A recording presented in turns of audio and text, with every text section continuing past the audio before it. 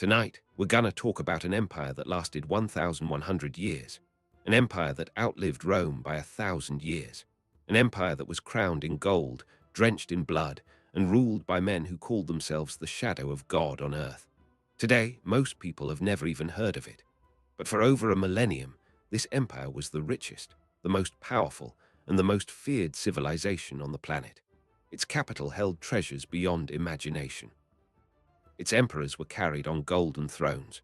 Its soldiers wielded a weapon called liquid fire that could burn on water.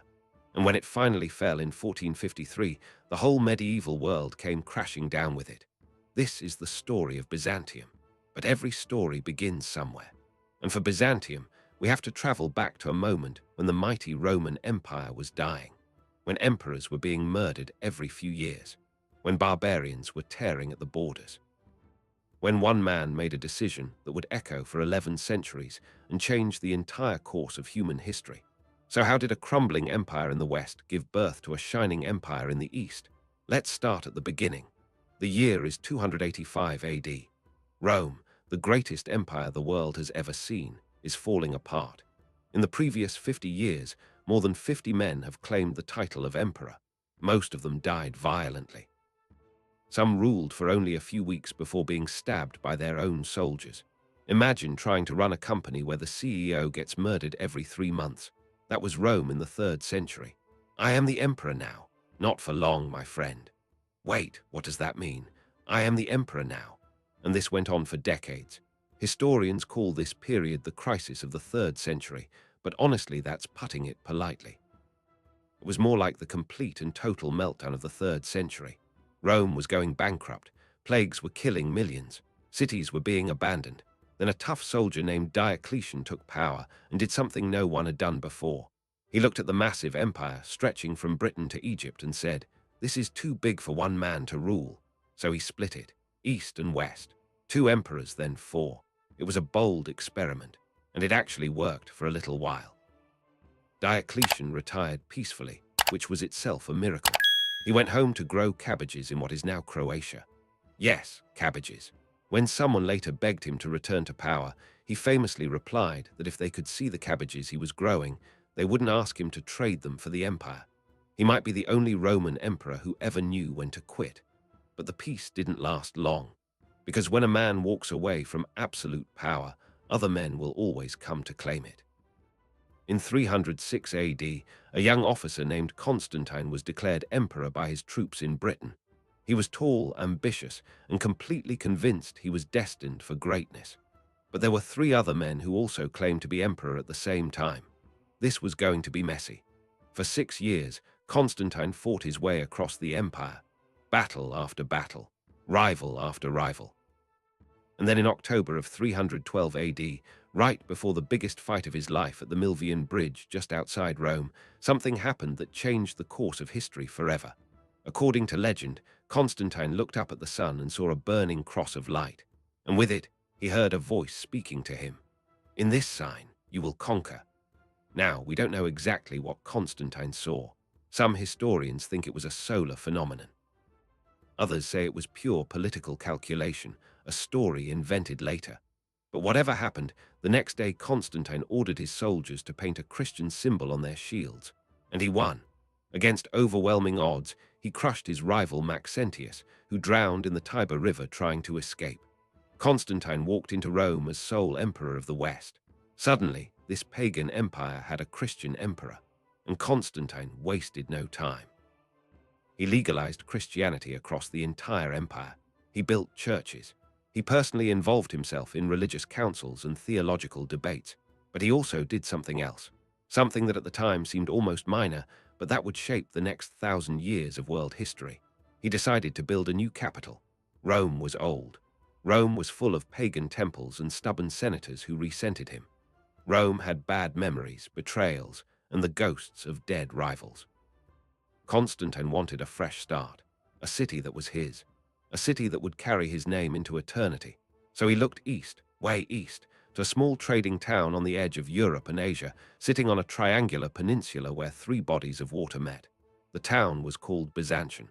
It had been founded by Greek colonists nearly 1,000 years earlier in 657 BC. It was small, unremarkable, but its location was extraordinary. It sat at the crossroads of continents, controlling the trade routes between Europe and Asia, between the Black Sea and the Mediterranean. Any ship going anywhere important had to sail past its harbor. Constantine looked at it and saw the future. In 324 AD, he began construction on the largest urban project the ancient world had ever seen. He tripled the size of the city. He built massive walls, wide avenues, glittering forums, imperial palaces, a giant hippodrome for chariot races. He stripped statues and treasures from every corner of the empire to decorate his new capital. Cities across the Mediterranean lost their most precious monuments because Constantine wanted them for his new home. Delphi lost its bronze serpent column. Egypt lost obelisks. Greek cities lost their finest sculptures. Constantine took them all. On May 11th, 330 AD, the city was officially dedicated. Constantine called it Nova Roma, the new Rome. But everyone called it something else. They called it after him. They called it Constantinople, the city of Constantine. And on that day, though nobody realized it yet, the Byzantine Empire was born. Constantine died in 337 AD, and after his death, things got complicated fast. His sons fought each other for power. The empire was split, reunited, split again. Emperors rose and fell. But the eastern half, ruled from Constantinople, kept growing stronger, richer, more sophisticated. Meanwhile, in the west, things were falling apart. Barbarians were pouring across the Roman borders. Goths, Vandals, Huns, Alans, name a scary tribe, and they were probably invading somewhere. In 410 AD, the unthinkable happened. Rome itself, the eternal city, was sacked. Sacked by a Gothic king named Alaric. The city that had ruled the world for 1,000 years was looted by barbarians for 3 whole days. People across the empire wept. Some believed the world was actually ending. Saint Jerome, hearing the news in his cell in Bethlehem, wrote that his voice failed him and sobs choked his words. But in Constantinople, life continued. The emperors of the East were richer, smarter, and better protected than their Western cousins. They had their massive walls. They had their trade wealth. They had their disciplined army. And they watched as the West slowly collapsed, sending occasional aid but never really committing to save it. In 476 AD, the last Western Roman emperor was deposed. His name, ironically, was Romulus Augustulus, named after the founder of Rome and its greatest emperor combined. A young boy who was pushed off the throne by a barbarian chieftain named Odoacer who didn't even bother to kill him. He just sent the kid off to a villa in Italy with a pension. The Western Roman Empire, which had stood for nearly 500 years, simply ended. Not with a bang, with a shrug. But here's the fascinating part. To the people living in Constantinople, nothing important had actually changed, because they were still Romans. They still called themselves Romans. Their emperor was still the Roman emperor. Their empire was still the Roman Empire. The fact that the city of Rome itself had fallen didn't matter to them. Rome was an idea now, and that idea lived on in Constantinople. So when historians today call this the Byzantine Empire, that's a modern label invented centuries later. The people who lived there never used that word. They were Romans. Romans who happened to speak Greek. Romans who worshipped Christ. Romans who ruled a Roman Empire that would last another 1,000 years after the West had crumbled to dust. The city itself was becoming a wonder of the world. By the 5th century, Constantinople had a population of over 500,000 people, making it easily the largest city in Europe. It had massive aqueducts bringing fresh water from hundreds of miles away. It had markets overflowing with silk from China, spices from India, gold from Africa, and furs from the frozen north.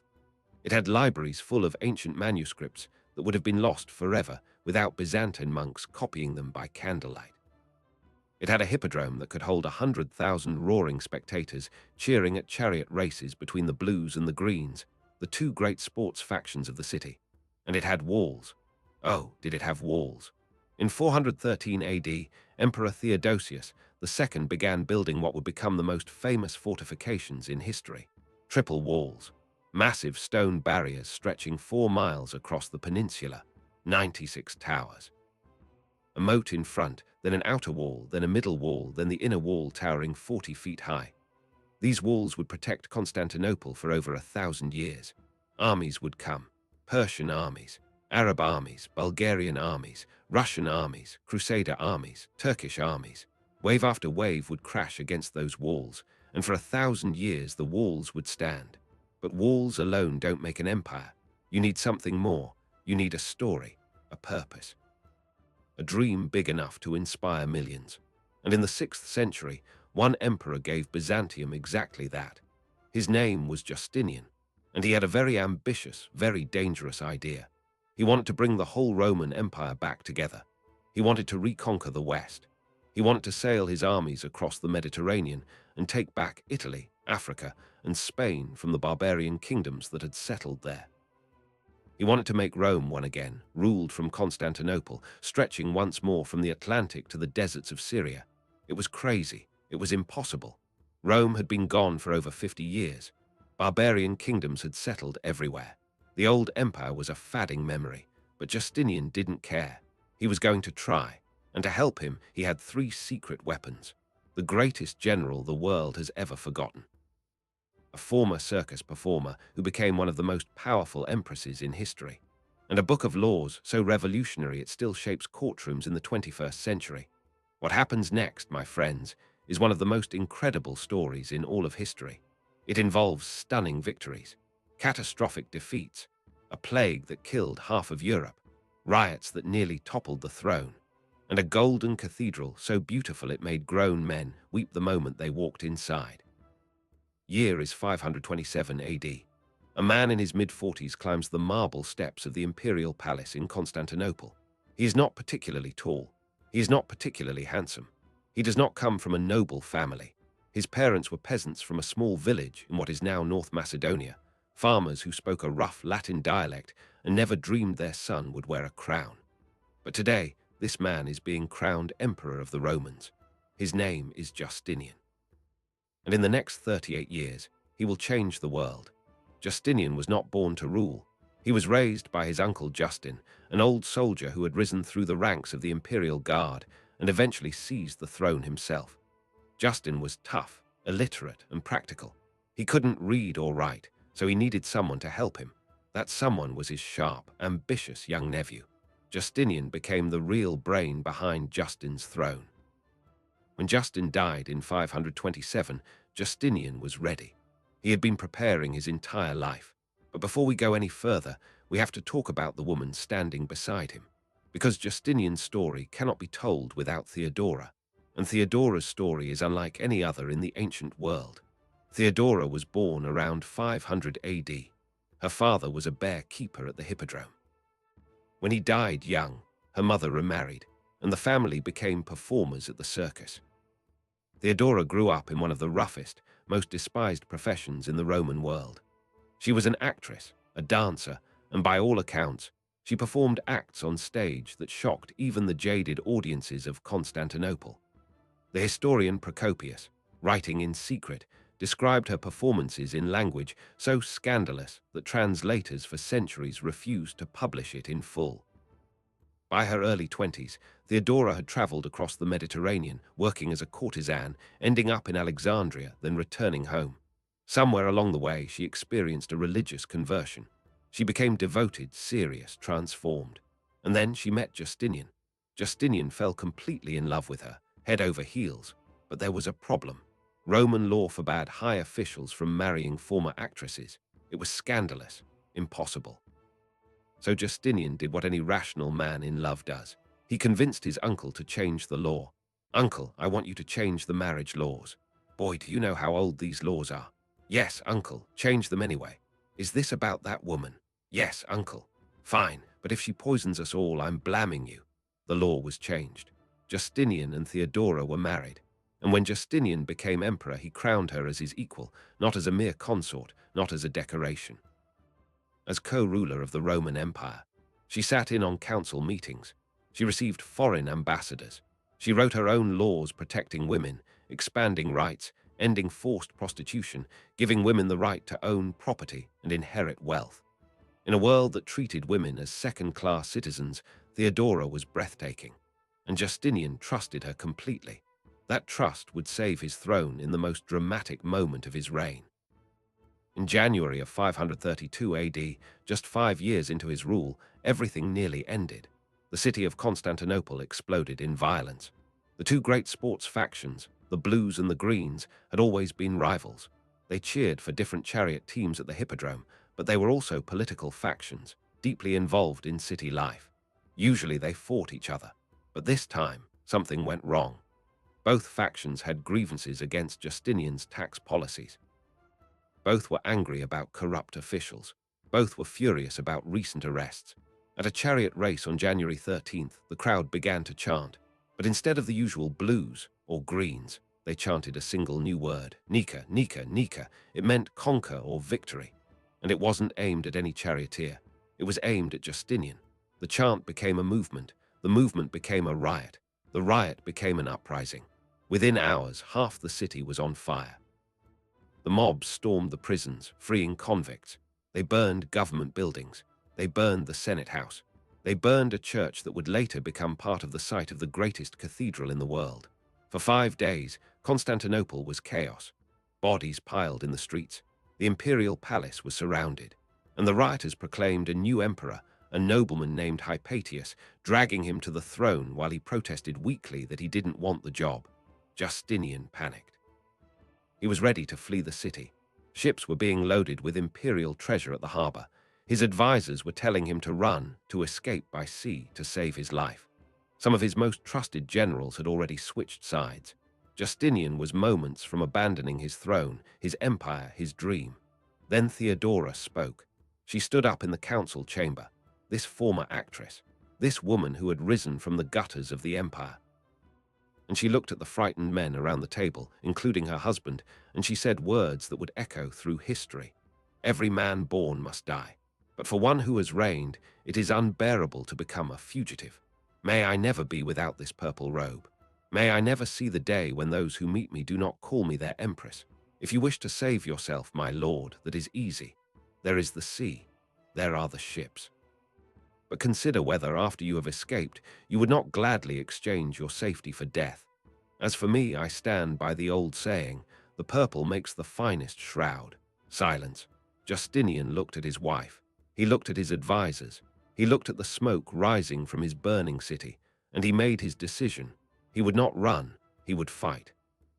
He sent his greatest general, a man named Belisarius, and another commander named Mundus, into the Hippodrome, where 30,000 rioters had gathered to celebrate their new emperor.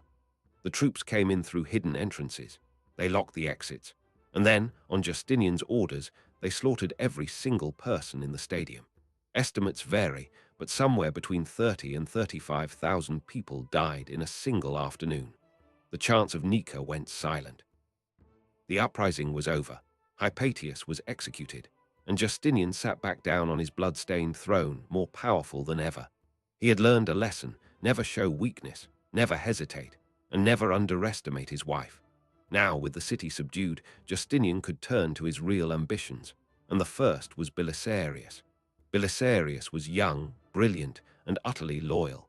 He was the kind of general who won battles that mathematically he should have lost. In 533, Justinian sent him to North Africa with a small army to reconquer the Vandal kingdom, which had ruled there for nearly a century. Everyone thought it would be a disaster. The Vandals had a huge army, a strong fleet, and had beaten Roman forces before. Belisarius had maybe 15,000 men. He crushed them in 2 months. He landed in Africa, marched to Carthage, defeated the Vandal king in 2 battles, and sent him back to Constantinople in chains. The entire Vandal kingdom gone. North Africa was Roman again. Justinian was ecstatic. The old dream of restoring the empire was actually happening. Next, Belisarius was sent to Italy, and here things got harder. Italy was held by the Ostrogoths, a large and powerful tribe, but Belisarius did the impossible again. He captured Sicily. He took Naples. He walked into Rome itself in 536, and for the first time in 60 years, the Eternal City was ruled by a Roman emperor once more. The Byzantine flag flew over the Colosseum. The Senate House was reopened. Roman citizens wept in the streets. But this war would not be quick. The Gothic War in Italy would drag on for 20 years.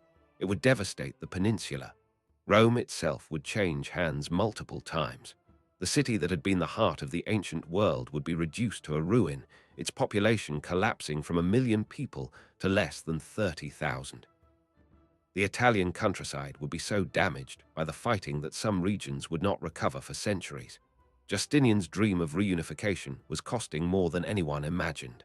While his armies fought, Justinian was doing something else, something that might be even more important than his military conquests. He was rewriting the laws. Roman law was a mess. Centuries of edicts, decrees, court decisions, and imperial pronouncements had accumulated in a giant, tangled pile. Nobody knew what the law actually was anymore. Contradictions everywhere. Ancient laws still technically in force. New laws overriding old ones without anyone being sure which was which. Justinian gathered the greatest legal minds of the empire. He put them to work, and in just a few years they produced a masterpiece, the Corpus Juris Civilis, the body of civil law.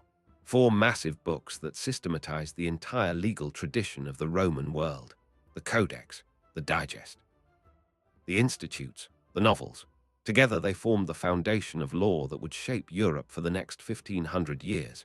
Every European legal system today, from France to Germany to Italy to Spain, traces its DNA back to Justinian's code.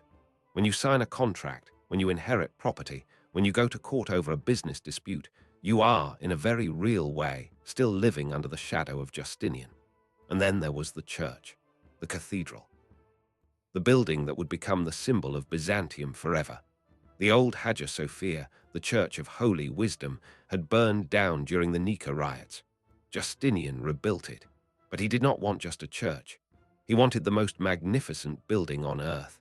He hired 2 mathematicians as architects, Anthemius and Isidore, and told them to build something impossible. A dome so vast, so high, so light-filled that it would seem to hover in midair, suspended by nothing but the will of God. They built it in 5 years. 5 years for a structure that engineers today still study with wonder. When Justinian walked inside the completed cathedral on December 27th of 537 AD, he stood beneath the massive dome, 180 feet above the marble floor, and he wept. Then he raised his hands and cried out, "Solomon, I have surpassed you." He believed in that moment that he had built something greater than the Temple of Solomon in Jerusalem, something greater than any building in human history. And for nearly 1,000 years, he was right.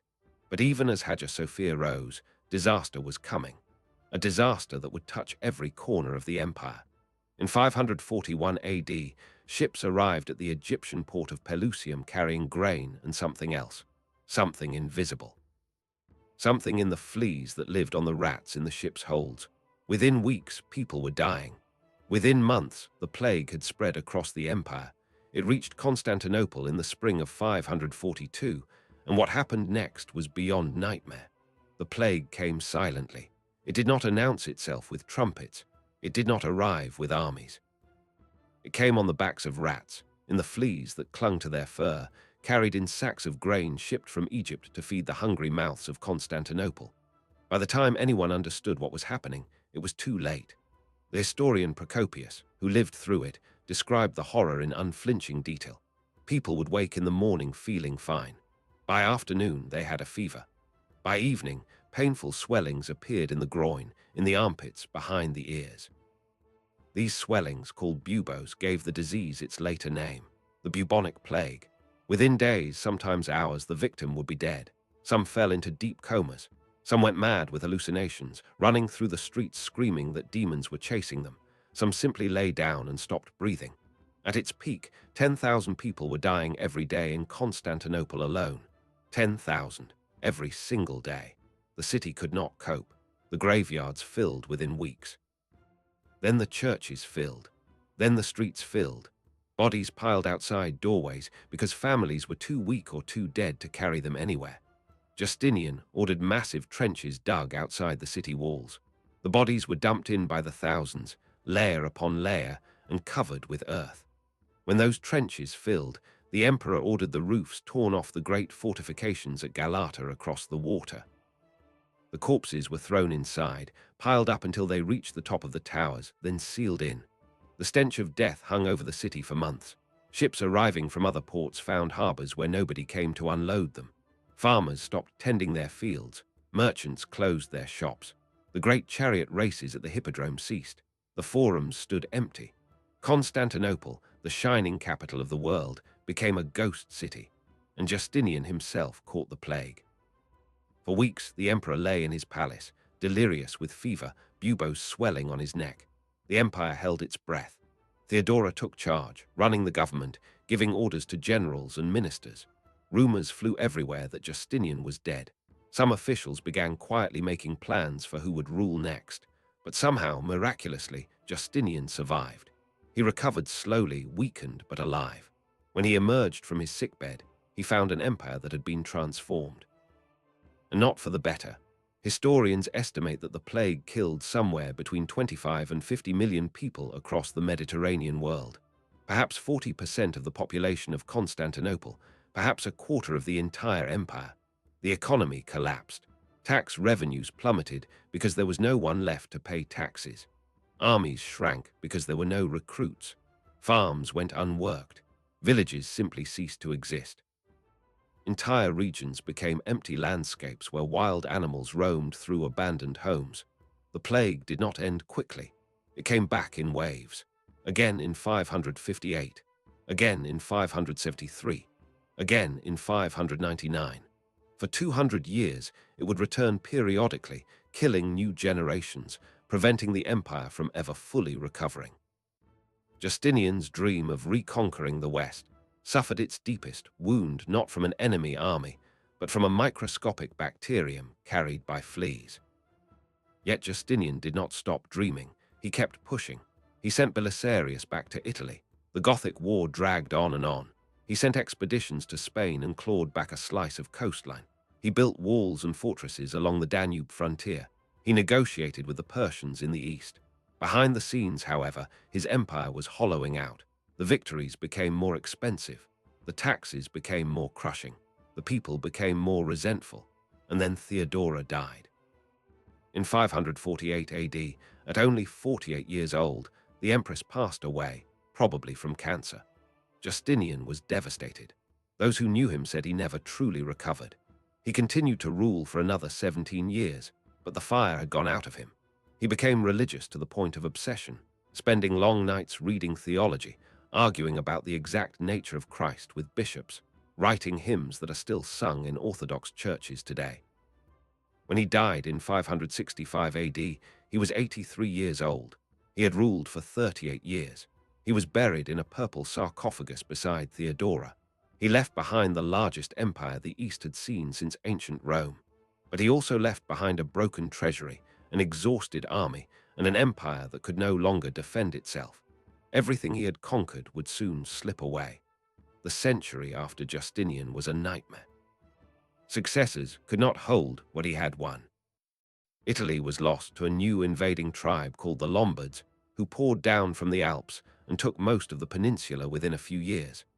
The Slavs began flooding across the Danube, settling permanently in what had been Roman territory in the Balkans. The Persians attacked in the east, taking Syria, taking Palestine, taking Egypt. In 614, they even captured Jerusalem itself. They stole the true cross, the most sacred relic of Christianity, and carried it back to their capital as a trophy. The empire was on its knees. Constantinople itself was threatened.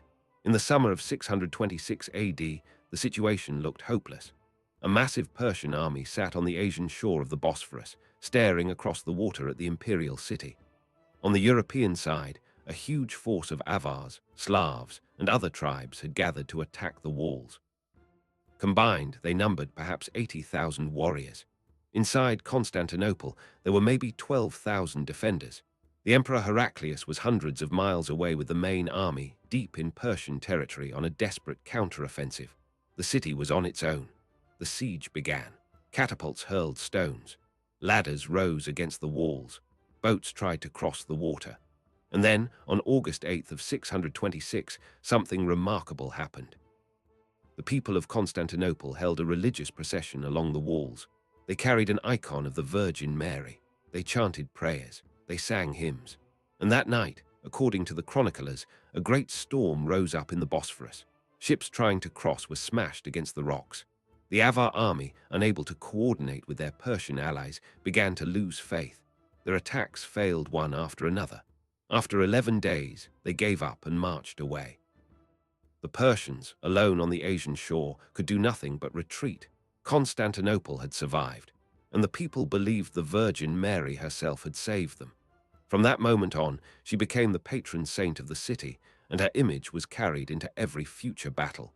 Meanwhile, Heraclius had done the impossible. Instead of defending, he had attacked. He had marched his army deep into Persia, all the way to their capital. He had defeated the Persian Shah in the greatest reversal of fortune the ancient world had ever seen. In 628, the Persian Empire collapsed into civil war. The new Persian king begged for peace. Heraclius forced them to return everything they had taken.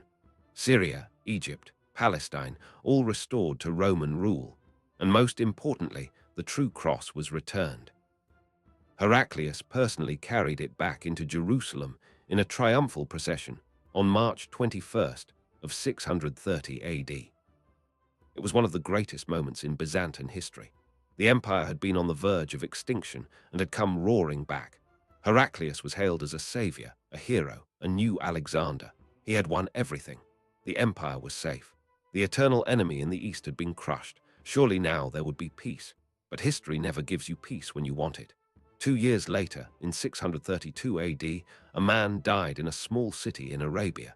His name was Muhammad. And though nobody in Constantinople knew it yet, his death would set in motion a chain of events that would rip Justinian's empire apart forever. Within a decade, Arab armies were pouring out of the desert, small at first, just raiding parties, then organized armies, then massive invasions. They were driven by a new faith, Islam, that filled them with terrifying zeal. They were mobile, riding fast camels and horses that could cross deserts other armies could not. They were led by brilliant generals like Khalid ibn al-Walid, called the Sword of God, who won battle after battle against forces that outnumbered him. The Byzantine armies, exhausted from decades of war with Persia, could barely respond. In 636 AD, at the Battle of Yarmouk, an entire Byzantine field army was destroyed by the Arabs. Syria fell within months.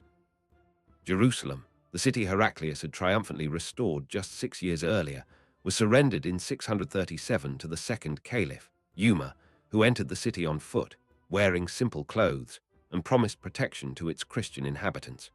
Egypt fell by 642. North Africa began to fall, piece by piece. All the conquests Justinian had made were being torn away. And now the Arab armies were pushing north, right toward Constantinople itself. Heraclius, the great hero who had saved the empire, lived just long enough to see it happen. He watched from his sickbed as report after report brought news of new disasters.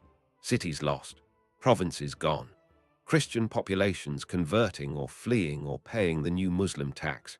When he finally died in 641 AD, he was a broken man.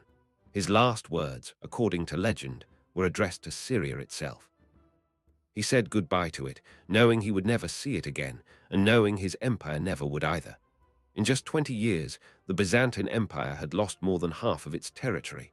Egypt, which had been the breadbasket feeding Constantinople, was gone. Syria, the cultural heartland of the eastern provinces, was gone. Palestine, the Holy Land, was gone, all lost forever. What remained was mainly Anatolia, modern Turkey, plus scattered holdings in the Balkans, southern Italy, and a few islands. The empire had shrunk to a fraction of what Justinian had ruled. But here is the astonishing part. The empire did not die. It should have. By every logical measure, it should have collapsed just like the Western Roman Empire had 2 centuries earlier. It was too small, too weak, too surrounded. Yet somehow, against all odds, Byzantium adapted. It reformed. It survived. And a new weapon was about to be invented. A weapon that would save Constantinople not once, but many times. A weapon so terrifying that its very name became legend. A weapon that could burn on water and could not be extinguished. This was the age of Greek fire, and it was about to change everything. The year is 674 AD. The Arab Caliphate, riding on decades of unbroken victory, decides to finish what its warriors have started. They will take Constantinople itself. They will end the Roman Empire once and for all. They will plant the crescent flag over the greatest city in the world and claim the ultimate prize of the medieval age. A massive fleet sails from the ports of Syria and Egypt, hundreds of ships, tens of thousands of warriors. They establish a base on a peninsula just a few miles from Constantinople. Every year, from spring to autumn, they attack. Every winter, they withdraw to their base to rest. Then they attack again. 4 solid years of siege. Nobody in history had ever besieged the city this long. Nobody had ever come so close to breaking it. But Constantinople had a secret, a weapon so terrifying that, over 1,000 years later, historians still argue about how it worked. Its formula was one of the most closely guarded state secrets of the ancient world. Only a handful of imperial technicians knew how to make it. The knowledge was passed down from father to son within a single family for generations. When the empire finally fell in 1453, the recipe was lost forever, and to this day, nobody knows exactly what it was. They called it Greek fire. Imagine a liquid that could be shot through a bronze tube like a flamethrower. Imagine that when this liquid landed on an enemy ship, it burst into flames. Imagine those flames burning so hot they could not be put out with water.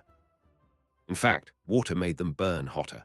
Imagine the liquid sticking to sails, to wooden hulls, to the skin of terrified sailors, burning them alive as they leapt into the sea only to find themselves still on fire beneath the waves.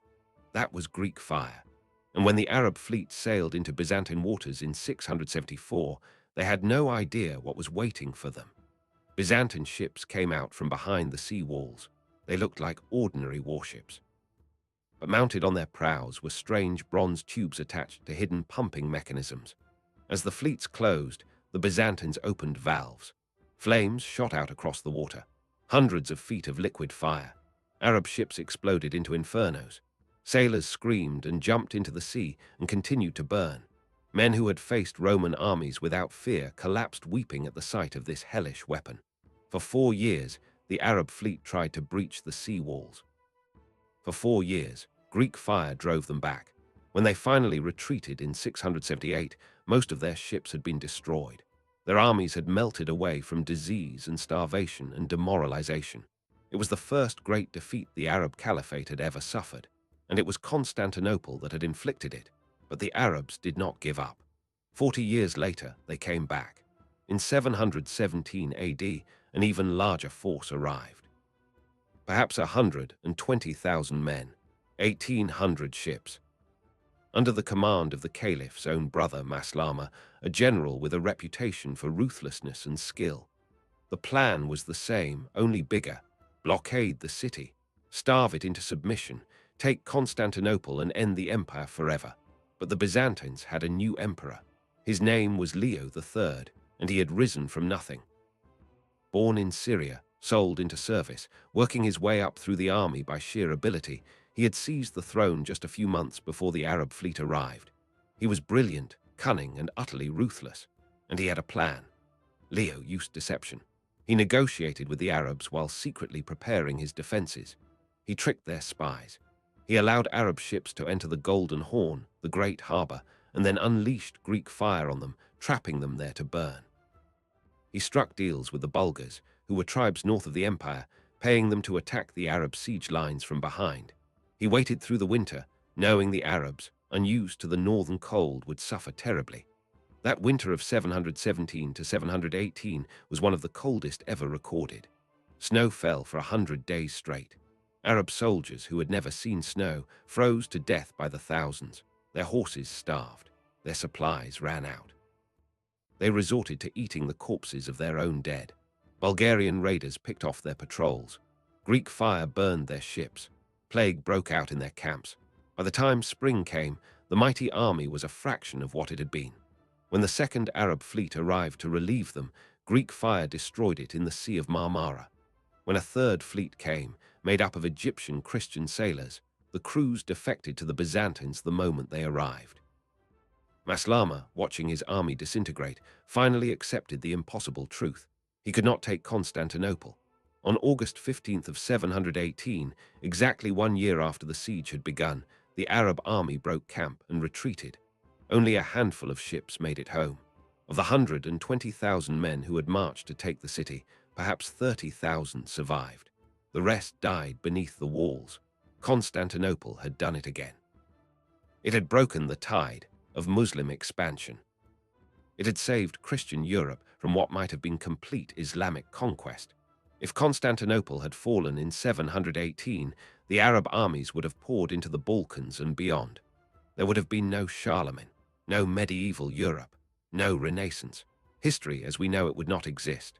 Leo III had saved the world, though the world would never truly thank him for it. But saving Constantinople came at a cost. And Leo, having seen the divine hand at work in his victory, began to wonder if the empire had been failing because it was not pious enough. He looked around at the churches filled with icons, images of saints and Christ and the Virgin Mary, and he began to think these images were idolatry. He began to think they were the reason for the empire's suffering. In 726, Leo issued an edict banning religious images.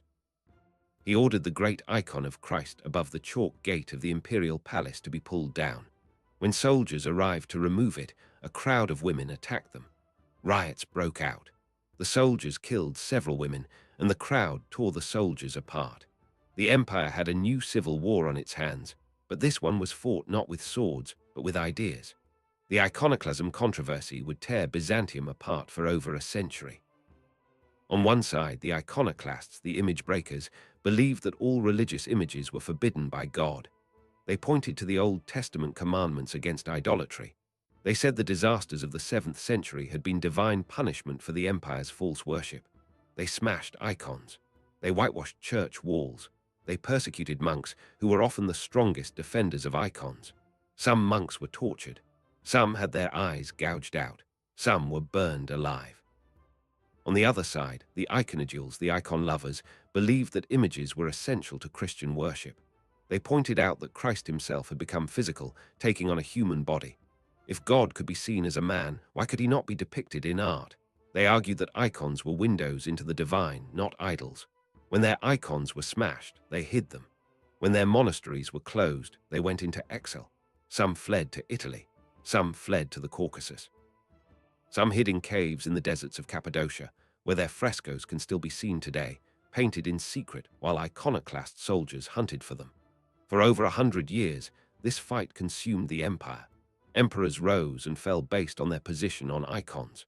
Empress Irene, the first woman to rule the empire in her own name, temporarily restored icons in 787. But then the iconoclasts came back. Then the iconodules returned. Back and forth, generation after generation. Finally, in 843 AD, another empress, named Theodora, permanently restored the icons. She led a great procession through the streets of Constantinople to celebrate. That day is still celebrated in Orthodox churches as the Feast of Orthodoxy, marking the end of over a century of religious warfare within the empire. While these battles over images raged, the empire itself was transforming. It was becoming something new, not the sprawling multi-ethnic Roman Empire of Justinian, not the desperate half-empire fighting for survival under Heraclius. Something different, something that historians would eventually call the Middle Byzantine period. A tighter, smaller, more purely Greek empire. An empire that had accepted its shrunken borders and learned to survive within them. The theme system had been created. Instead of a professional army, the empire was divided into military districts called themes. Each theme was ruled by a general who was both military commander and civil governor. Soldiers were given land in exchange for military service. When the empire was invaded, the local themes would mobilize their farmer soldiers to defend their own territory. It was cheap, effective, and rooted in the land.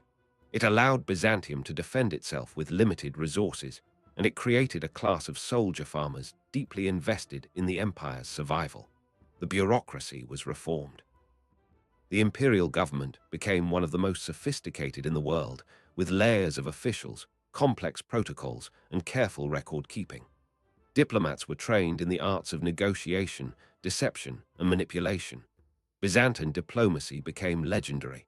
When the empire could not defeat an enemy on the battlefield, it defeated them through cunning, bribing tribes to attack other tribes, marrying princesses into foreign courts. converting neighboring peoples to Orthodox Christianity to tie them culturally to Constantinople. The word Byzantine still means today, in English, complicated, devious, layered with intrigue. That reputation was earned. And out of this transformation came new emperors, strong emperors, emperors who would take the empire on the offensive again. In the 9th century, a soldier from a peasant family in Macedonia named Basil arrived in Constantinople as a young man looking for work. He was tall, strong, and handsome. He caught the eye of a wealthy widow, then the eye of an emperor's cousin. Through a combination of skill, charm, and calculated murder, he climbed the ladder of the imperial court.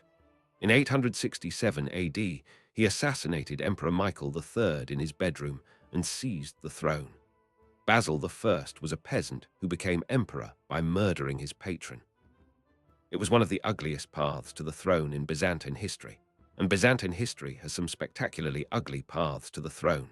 But once he had power, Basil proved to be an extraordinary ruler. He reformed the laws. He rebuilt the army.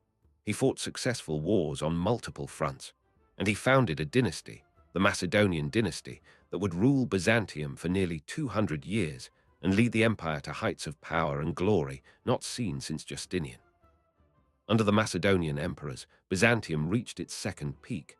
Armies swept eastward, retaking parts of Syria and Armenia. Missionaries carried Orthodox Christianity north into the Slavic lands. Two brothers, Cyril and Methodius, created a new alphabet based on Greek to spread the faith, and their alphabet, now called Cyrillic, is still used today in Russia, Bulgaria, Ukraine, and beyond. Trade flourished. The imperial treasury filled. Constantinople became once again the wonder of the world, its markets overflowing with goods from every corner of the earth, its scholars preserving the classical learning of Greece and Rome, while Western Europe still lived in the shadows of the early Middle Ages.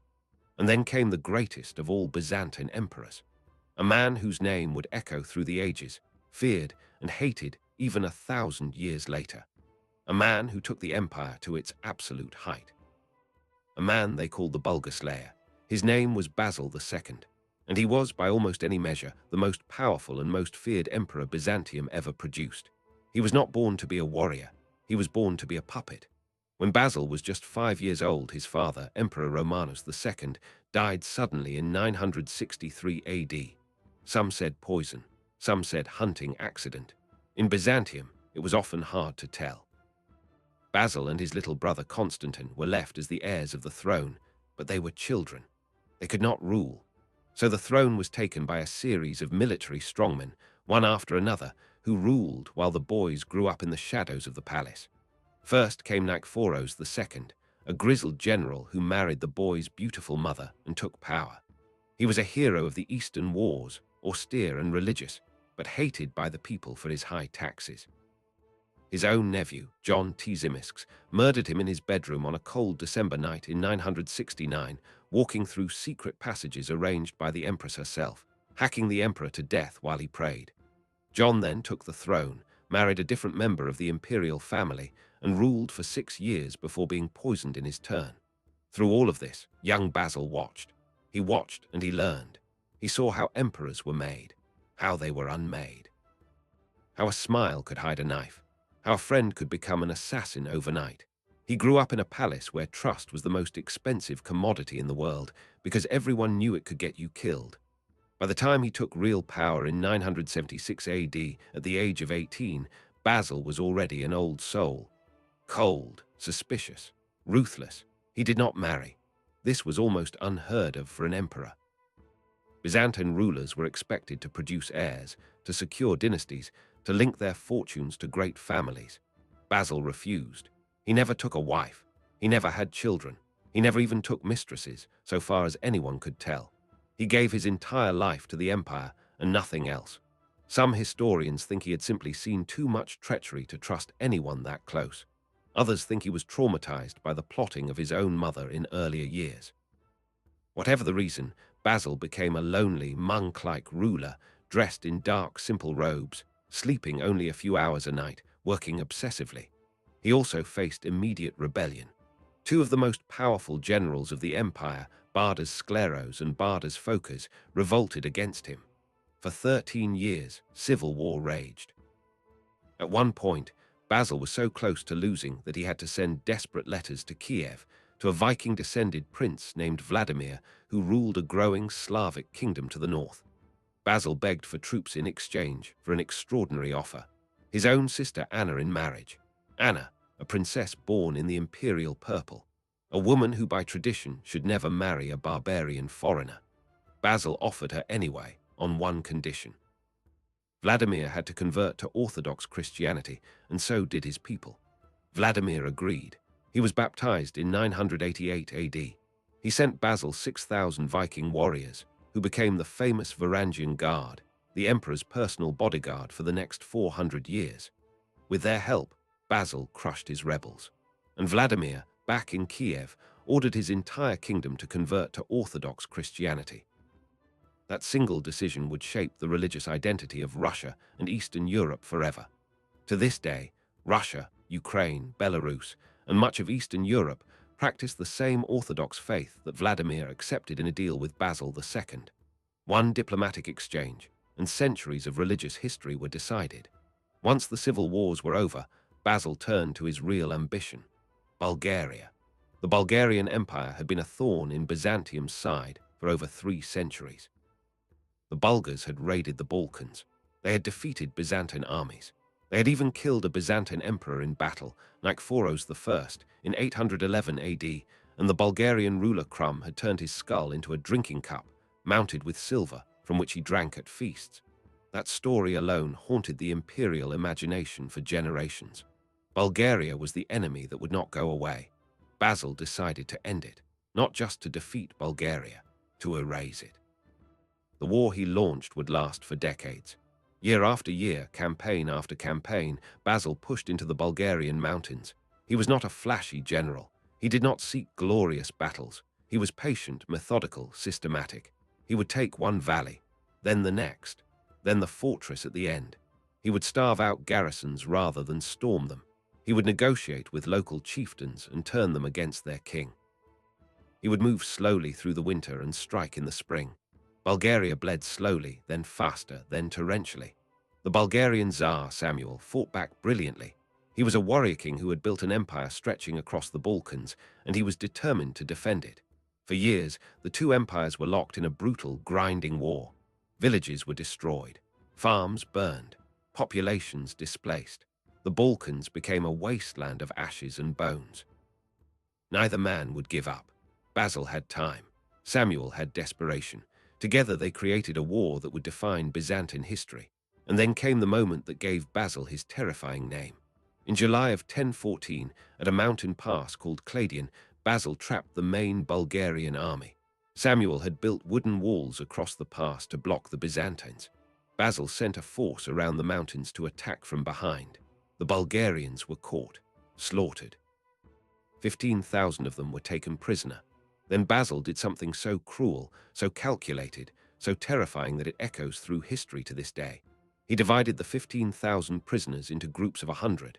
He ordered 99 of every 100 men to be blinded, both eyes gouged out. The 100th was left with one eye so he could lead the others home. 15,000 men, 9,900 pairs of eyes.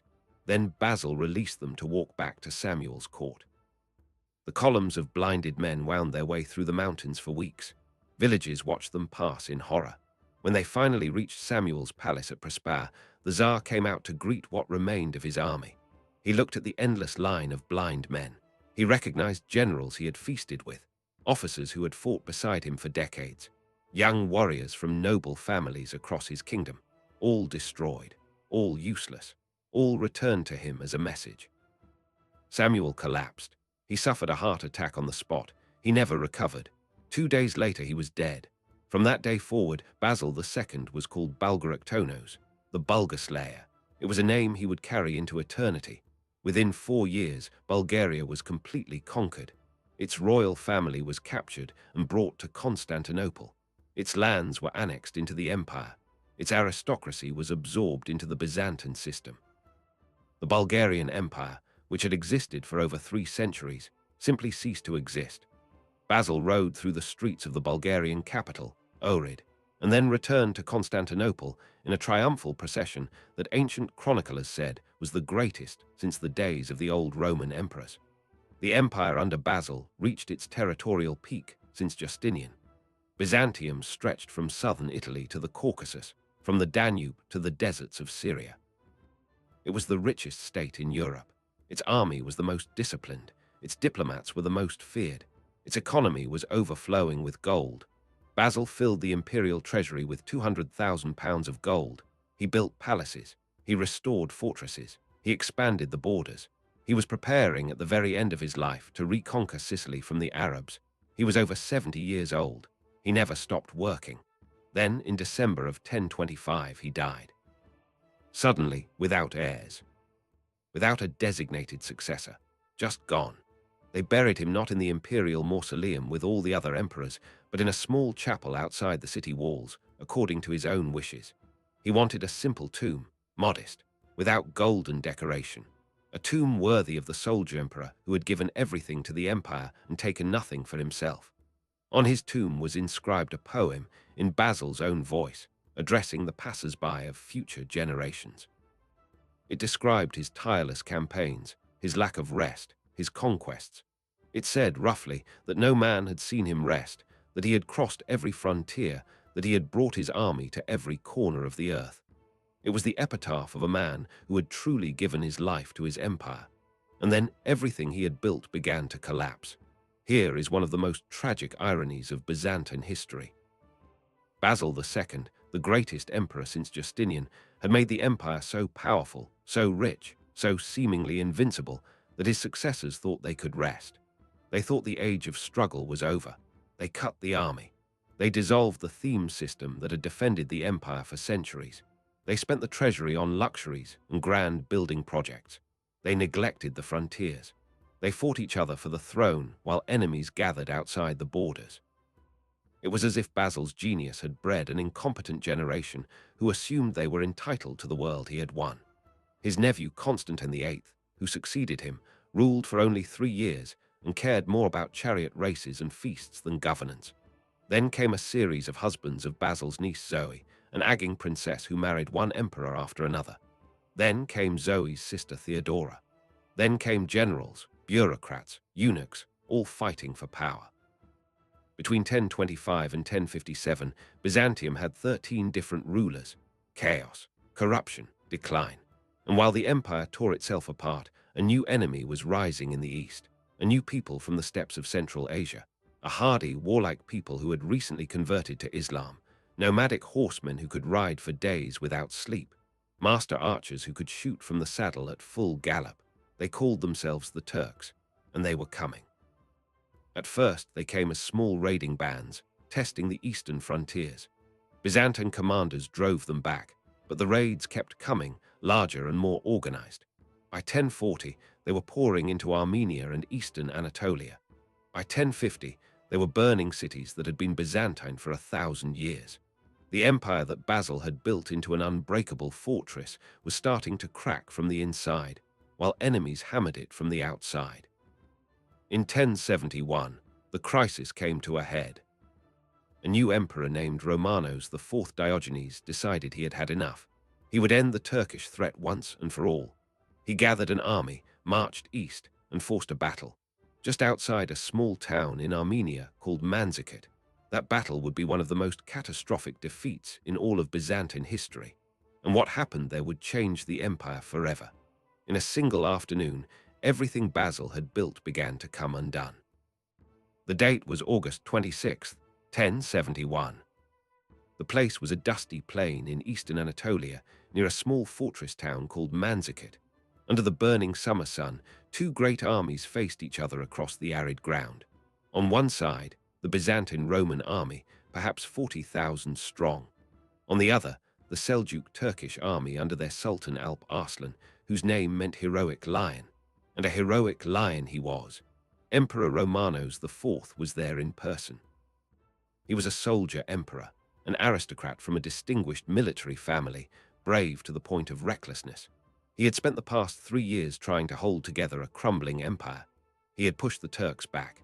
He had rebuilt some of the neglected frontier armies. He had done what he could. But he was surrounded by enemies on every side, and not all of them were Turkish. Some of the greatest enemies of Romanos wore Byzantine uniforms and sat around his own council table. The Byzantine court was divided into two great factions: the military families, who wanted a strong army to defend the empire, and the civilian aristocracy in Constantinople, wealthy landowners and bureaucrats who thought the military was a threat to their power and their wallets. The civilians had spent decades cutting the army, dissolving the theme system, letting the frontiers rot. Romanos represented everything they hated, and they hated him back. Chief among his enemies was a man named Andronikos Doukas. He came from one of the most powerful families in Constantinople, a family that considered the throne their birthright. Andronikos commanded the reserve troops at Manzikert. He was also, secretly, plotting against his own emperor. The battle began in the afternoon. Alp Arslan used the classic tactics of steppe warfare. His horse archers rode close, unleashed arrows, then galloped away. The Byzantines tried to close for a decisive fight, but the Turks kept retreating, drawing them further from their camp, tiring them out under the merciless sun.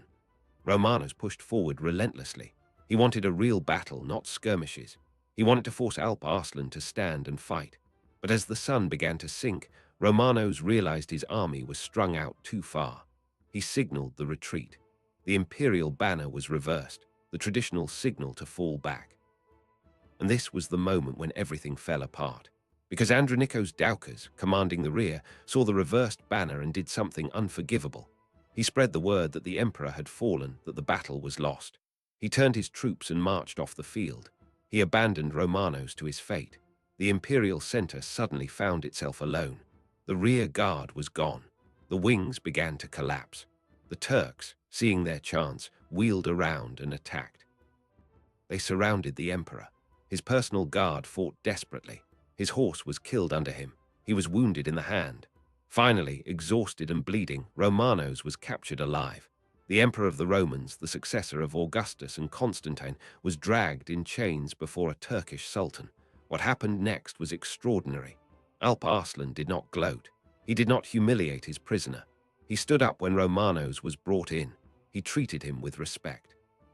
Shared his tent. He spoke with him as one ruler to another. According to legend, Alp Arslan asked Romanos what he would have done if their positions had been reversed. Romanos answered honestly. He would have had the Sultan whipped and executed. Alp Arslan smiled and said his own punishment would be worse. He would let Romanos go. The Sultan negotiated a treaty, ransom money, some border territories ceded, an alliance. Then he released Romanos and sent him home with an honor guard. But when Romanos returned to Constantinople, he found something terrible. He had been declared deposed. The Doukas family had seized power. His stepson Michael, the seventh Doukas, was now emperor. The armies loyal to Romanos were scattered. He tried to fight for his throne, gathering what troops he could, but he was outmaneuvered. He was captured by the Doukas faction. And in a moment of political vengeance that even Byzantine standards found shocking, they blinded him, cruelly, incompetently. The wounds became infected. Romanos died in agony a few weeks later, hidden away in a monastery on a Turkish island. That betrayal killed the Byzantine East, not the battle. The battle itself was actually not that bloody. Most of the army survived. Roman armies had lost bigger fights and recovered, but the political catastrophe that followed was fatal. Because instead of unifying against the Turkish threat, the empire tore itself apart in civil wars. Generals in Anatolia rebelled. Different factions in Constantinople fought for the throne. Each side hired Turkish mercenaries to help them fight the other side. And the Turks, invited into the heart of the empire again and again by warring Byzantines, decided they liked what they saw. Within 20 years, they had settled almost the entire Anatolian plateau, the heartland of the empire. The territory that had provided most of the soldiers, most of the tax revenues, most of the wealth for centuries. Gone. Villages became Turkish. Churches became mosques. Cities that had been Christian since the days of St. Paul were now ruled by Turkish emirs. The Byzantine Empire, in a single generation, lost more than half of what remained of its territory. Constantinople itself began to feel the strain. Refugees poured into the city from the lost eastern provinces. The economy tottered. The army had been essentially destroyed. Emperors came and went, none of them able to stop the collapse. It looked like the end. It looked like the empire that had lasted 700 years since Constantine was finally about to die. And then, from an old military family, a new emperor emerged. His name was Alexios Komnenos. He was young, brilliant, and ruthlessly practical. He took the throne in 1081, at age 24, by leading a coup against the incompetent regime that preceded him. He was the empire's last hope, and somehow, incredibly, he pulled it back from the brink. Alexios was a master politician. He knew he could not defeat all his enemies at once, so he played them against each other. He made peace with one enemy while attacking another. He married his relatives into rival families to buy their loyalty. Reformed the army from scratch, hiring foreign mercenaries when he had to, retraining Byzantine soldiers when he could. He established a new class of aristocratic families loyal to his dynasty, promoting his own relatives into every important position. It was nepotism on an epic scale, but it worked, because at least he could trust his own family. Sometimes. But Alexios had a problem he could not solve alone: the Turks in Anatolia. He had held off the Normans in the west. He had beaten back the Pechenegs, a nomadic tribe threatening the Balkans. He had stabilized the capital. But he could not, with his limited forces, reconquer Anatolia. He needed help. He needed men. He needed soldiers from somewhere.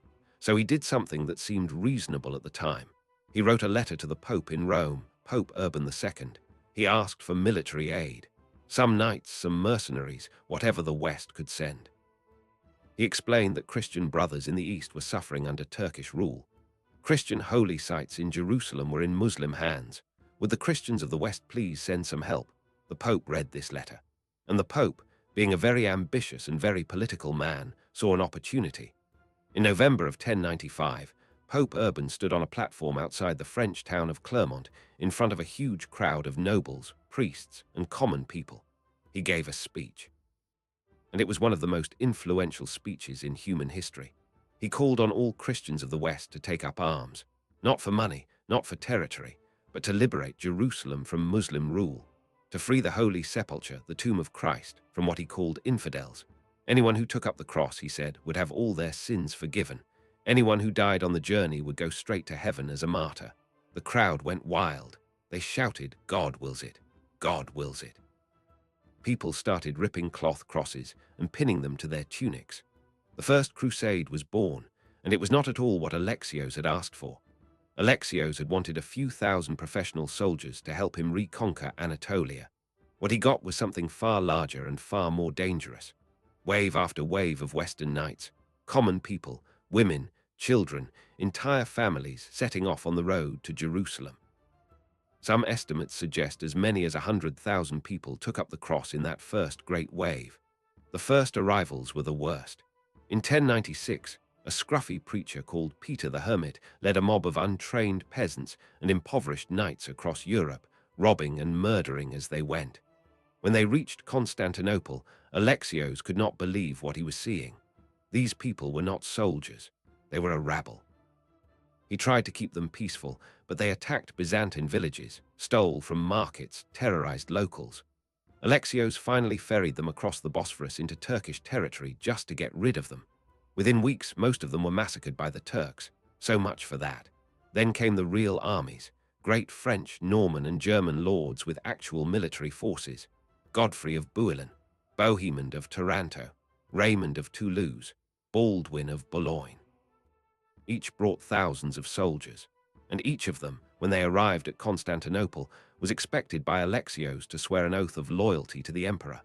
Any territory they conquered from the Turks, he insisted, would return to Byzantine rule. Some of the Crusaders swore reluctantly, others resisted furiously. Bohemond, in particular, was a special case. His father had been a Norman warrior who had spent years fighting Alexios in the Balkans. Bohemond hated Alexios personally. But he swore the oath because he wanted to get past Constantinople and into the east. Whether he intended to honor it was another question entirely. For a while, things went surprisingly well. The Crusaders, working with Byzantine guides and supplies, marched across Anatolia. They captured the city of Nicaea, the ancient Christian city where the Nicene Creed had been written. Alexios received it back as promised. Then they marched deeper into the interior. They won a stunning battle at Dorylaeum, breaking the back of Turkish military power in the region. Byzantine forces followed behind, reoccupying cities the Turks had abandoned. Alexios began to think this crusade thing was working out beautifully, but it did not last. When the Crusaders reached the great city of Antioch in Syria, they found a fortress so well defended that they had to lay siege for 8 months. Conditions became hellish. Winter came. Food ran out. Horses starved. Men deserted. Finally, they took the city through treachery, an inside job by a bribed guard. But then a huge Turkish relief army arrived, and now the Crusaders were the besieged, starving, exhausted, and terrified. At this desperate moment, Alexios was marching east to help them.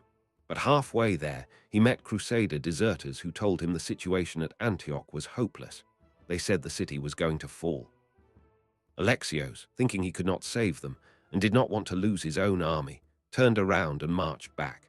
That decision would cost him everything. The Crusaders inside Antioch survived.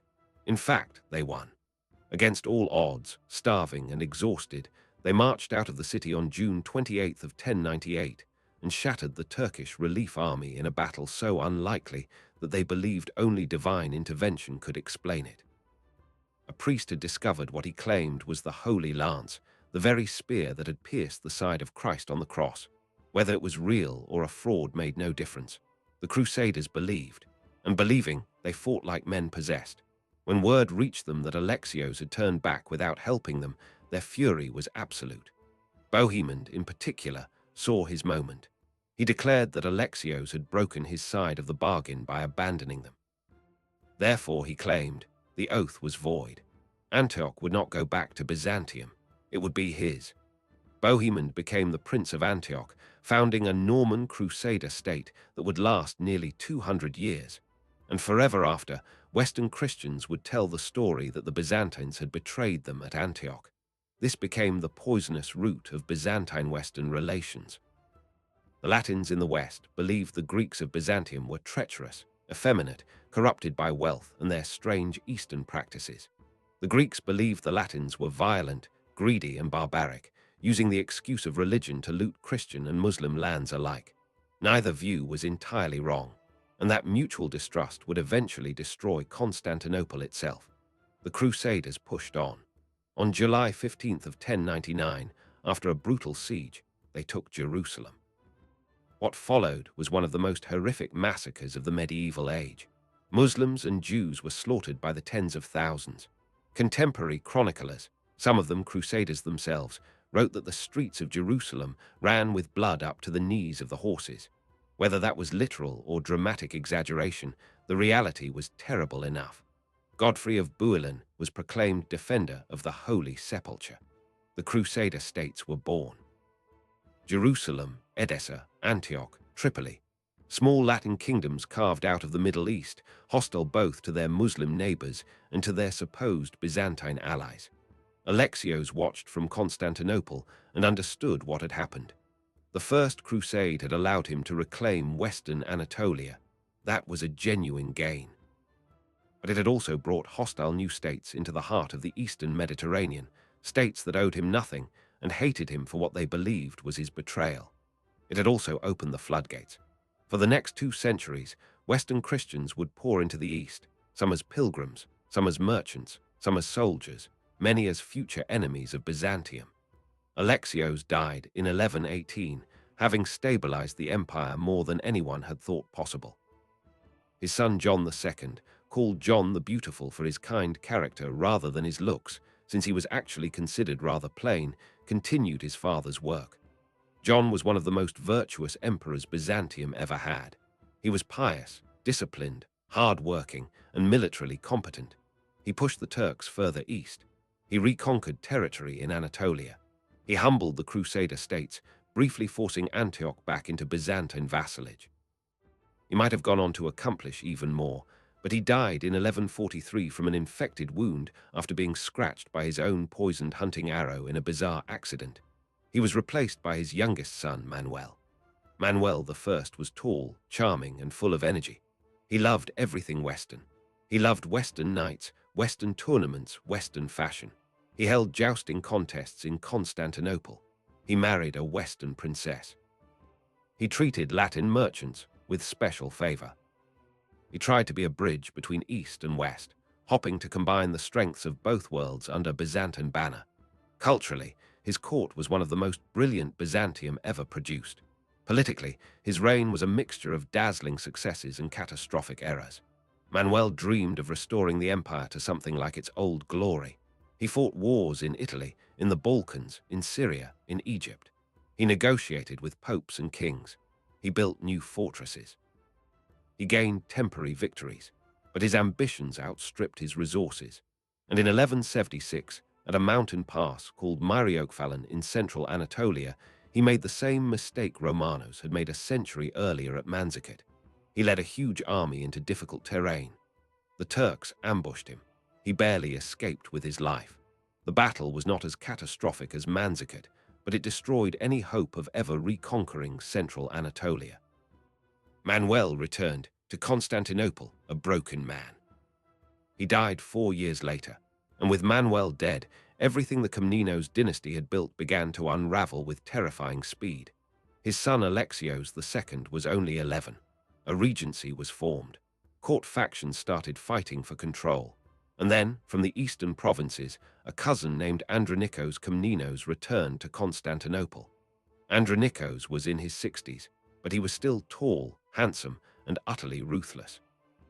He had spent his life in exile after various scandals, seducing princesses, plotting against emperors, hiding in Muslim courts, fathering illegitimate children across half of Asia. Now he came back with one goal: to seize the throne. He arrived promising to protect the young emperor. Instead, he murdered nearly every member of the imperial family. He had Manuel's widow, the beautiful Empress Maria, strangled. He forced young Alexios II to sign her death warrant, then had the boy strangled with a bowstring and thrown into the sea. Andronikos then, aged 64, married Alexios's 12-year-old widow, a French princess named Agnes. It was one of the most repulsive spectacles in Byzantine history. Once on the throne, Andronikos launched a reign of terror. He targeted the aristocracy, whom he blamed for corruption and misrule. Some of his reforms actually helped the common people. He cracked down on tax collectors who preyed on the poor. He tried to root out bureaucratic abuse. For a moment, ordinary Byzantines cheered him, but then he began seeing conspiracies everywhere. He tortured suspected traitors. He blinded old friends. He executed anyone who might oppose him. Constantinople became a city of fear. In 1185, Norman forces from Sicily invaded the empire and sacked the great city of Thessalonica, the second city of Byzantium. Thousands were massacred. The city, once a jewel of Greek civilization, was destroyed. When news reached Constantinople, the population turned against Andronikos. They believed his cruelty had provoked divine punishment. A minor aristocrat named Isaac Angelos, when Andronikos sent soldiers to arrest him, killed the soldiers instead and fled to the Hagia Sophia. The crowd, seeing him there, spontaneously proclaimed him emperor. Andronikos tried to escape by ship. He was captured. What happened to him was almost incomprehensible in its horror. The mob got hold of him and tortured him for days. One of his eyes was gouged out. His right hand was cut off. His hair and beard were torn out. He was mounted backward on a mangy camel and paraded through the streets while the crowd threw excrement and stones at him. He was then hung upside down between two pillars and tortured to death slowly, with a Latin soldier finally driving a sword down his throat to end his agony. He kept whispering the same phrase throughout: "Lord, have mercy. Why do you break a bruised reed?" Andronikos was the last of the Komnenos emperors. What followed was worse. The Angelos dynasty that replaced him was catastrophically incompetent. Isaac II was a lazy, luxury-loving man who let the empire drift while he enjoyed the palaces. He was overthrown and blinded by his own brother, Alexios III, who was even worse. Alexios III was cowardly, corrupt, and stupid. He allowed enemies to devour the frontier provinces. He let Bulgaria break free again and form a new empire. He let Serbia rise as an independent kingdom. He alienated the Western merchants living in Constantinople. And most fatally, he ignored the pleas of his blinded brother's son, a young man named Alexios who managed to escape from prison and flee west to seek help. That young Alexios called Alexios IV by his supporters, made his way to Italy and Germany. He begged for help from Western rulers. He wanted them to place him on the throne of Constantinople, overthrowing his usurping uncle. In return, he promised huge sums of money, and even more importantly, promised to submit the Orthodox Church to the authority of the Pope in Rome. This was an offer that could change centuries of history. At exactly this moment, in 1201 and 1202, a massive new crusade was being organized in the West, the Fourth Crusade. It was meant to attack Egypt, the heart of Muslim power, and use that as a base to retake Jerusalem, which had fallen to the great Sultan Saladin a decade earlier. The Crusaders contracted with the powerful Republic of Venice, whose fleet would transport them across the sea. The Venetian Doge, Enrico Dandolo, was in his 90s. He was completely blind, allegedly from injuries suffered years earlier during a visit to Constantinople. He hated Byzantium. He would prove to be one of the shrewdest, most dangerous men in the medieval world. The Crusaders assembled at Venice, but they were far fewer than expected. They could not pay the huge sum they owed the Venetians for the ships. Dandolo offered a deal. If the Crusaders would first help Venice recover a rebellious city on the Adriatic coast, called Zara, the debt could be postponed. So the crusade, meant to fight Muslims, sacked a Christian Catholic city instead. The Pope excommunicated everyone involved. The crusade was already off the rails. Then young Alexios IV arrived with his offer. Come to Constantinople first. Place me on the throne. In return, I will pay all your debts, provide troops for the crusade, and reunite the churches under Rome. It was too tempting to refuse. The Crusader leaders and Doge Dandolo agreed. The Fourth Crusade turned east, not toward the infidel enemy, but toward the greatest Christian city in the world. In June of 1203, the Crusader fleet arrived off Constantinople. The Byzantines could hardly believe what they were seeing. 200 ships, 30,000 Western warriors, all camped outside the walls, demanding the deposition of Alexios III and the elevation of his nephew. After a short siege, Alexios III fled. The blinded Isaac II was brought out of prison and placed back on the throne with his son as co-emperor. But Alexios IV could not deliver on his promises. He did not have the money. The imperial treasury had been drained by his uncle. He raised taxes. He melted down church treasures. He confiscated silver icons. The population turned against him. Meanwhile, the Crusaders camped outside the city, demanding payment, growing angry, staring at the wealth of Constantinople with hungry eyes. Fights broke out between Crusaders and locals. Fires started. Whole neighborhoods burned. In January of 1204, a Byzantine noble named Alexios Murtzouphlos, whose name meant beetlebrow because of his enormous eyebrows, seized power. He had Alexios IV strangled in prison. He tried to negotiate with the Crusaders, but the Venetians and the Crusader lords had already decided their next move. They would take Constantinople itself. They would take the city. They would take everything. They would take the wealth of 1,000 years of Byzantine glory and stuff it into their ships. And on April 12th of 1204, they attacked. What happened next was one of the greatest catastrophes in European history. For 3 days in April of 1204, Constantinople was subjected to horrors that even veteran chroniclers struggled to describe. The city that had stood inviolate for nearly 900 years, the city that had turned back Persians and Arabs and Bulgars and Rus and countless other enemies, was finally broken. Not by Muslims, not by pagans, not by any of the great enemies the empire had feared for centuries, but by Christian brothers from the West, by men who had taken the cross and sworn to fight for Christ. The Crusaders came over the walls on April 12th. The defense had been weak, the Emperor Alexios Murtzouphlos fleeing in the night. The Venetian galleys sailed up to the sea walls, lashed themselves together in floating platforms, and threw walkways from their mastheads directly onto the battlements. Norman knights swarmed across. The Varangian Guard, still loyal to whatever emperor sat on the throne, fought where they could, but the resistance collapsed within a day. Then began the sack.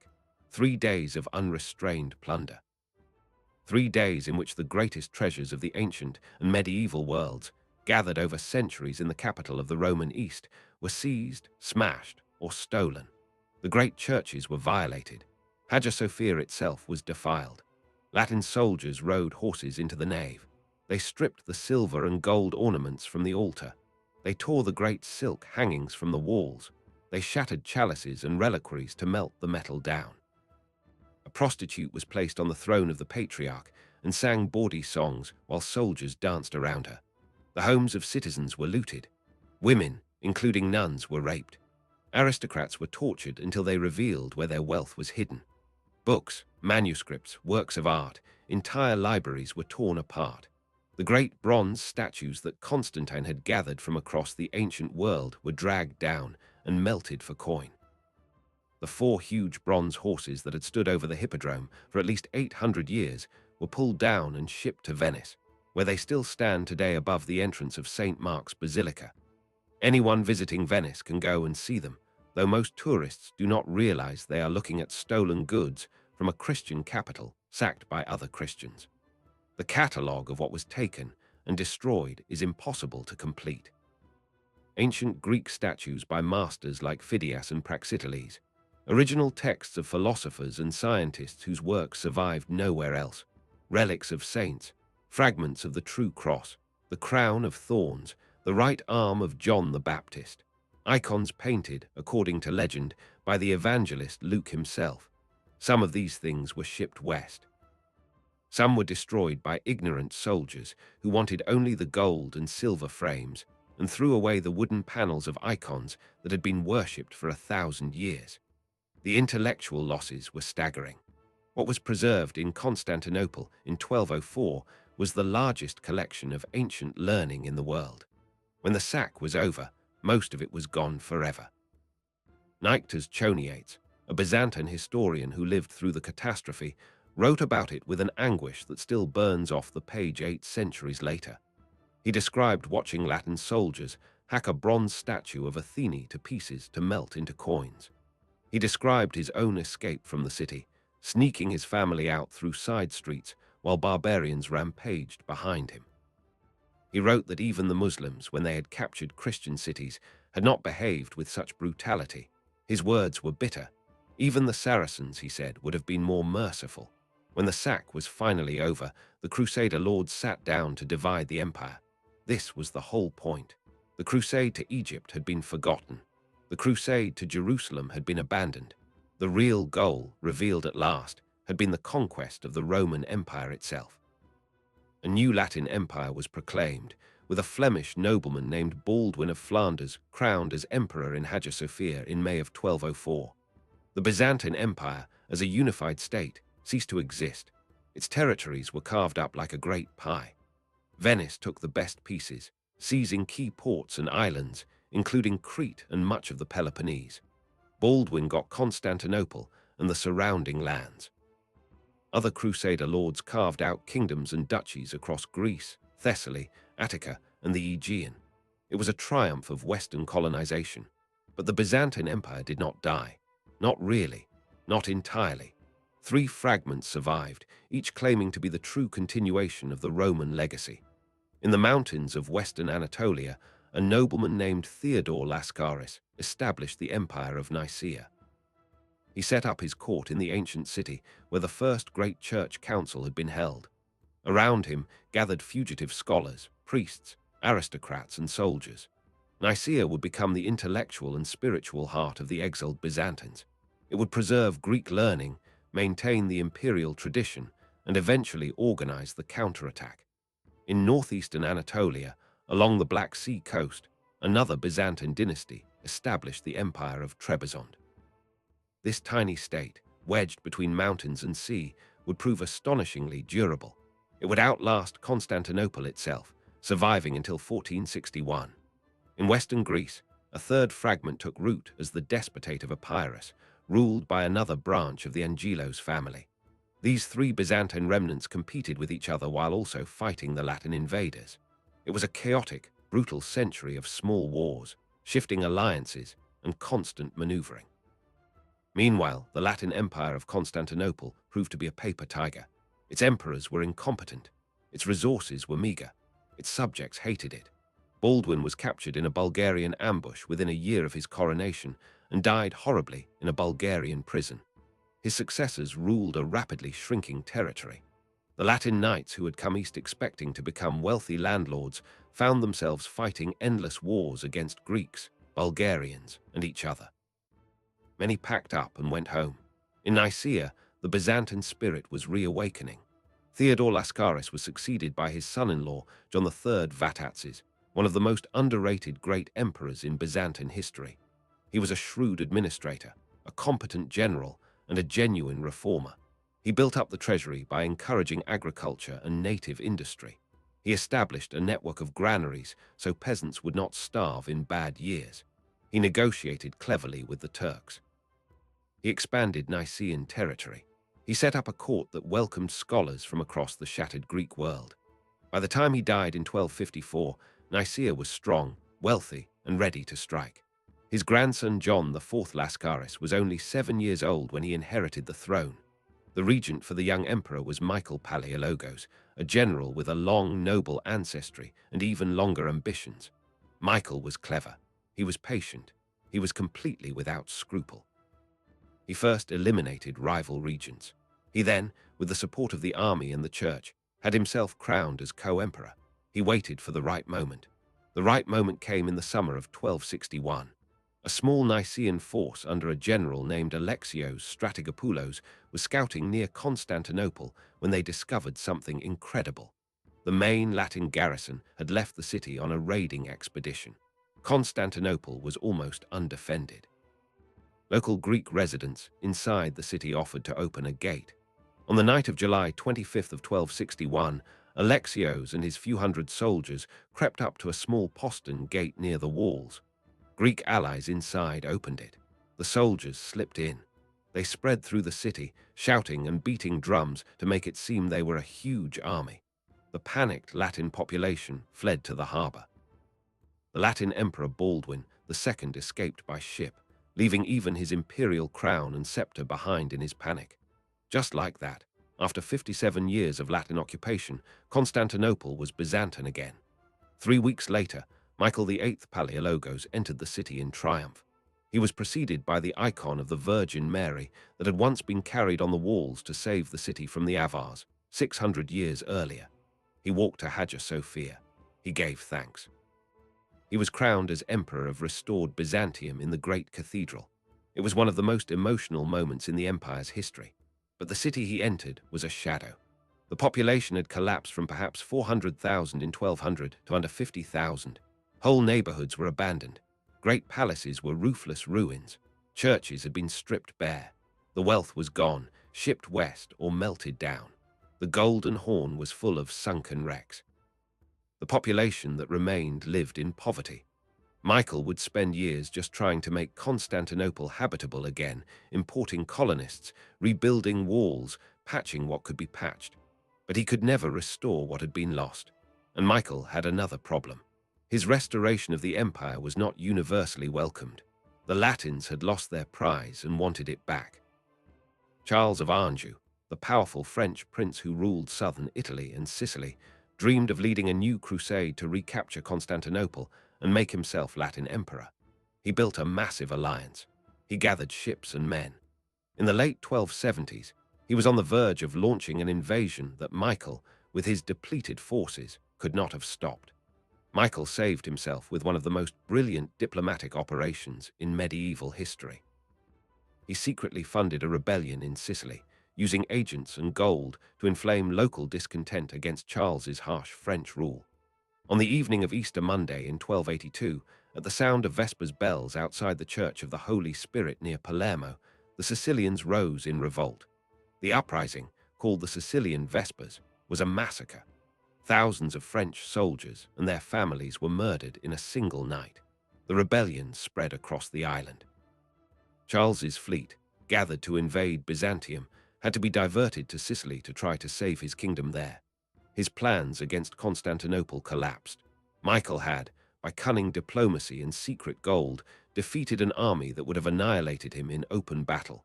It was the last great diplomatic triumph of the Byzantine tradition. Michael died in 1282. The empire he left behind was a tiny fragment compared to what Basil II had ruled. It included Constantinople, western Anatolia, a few Aegean islands, southern Greece and scattered lands in the Balkans. The great days were gone. The economy was weak. The army was small.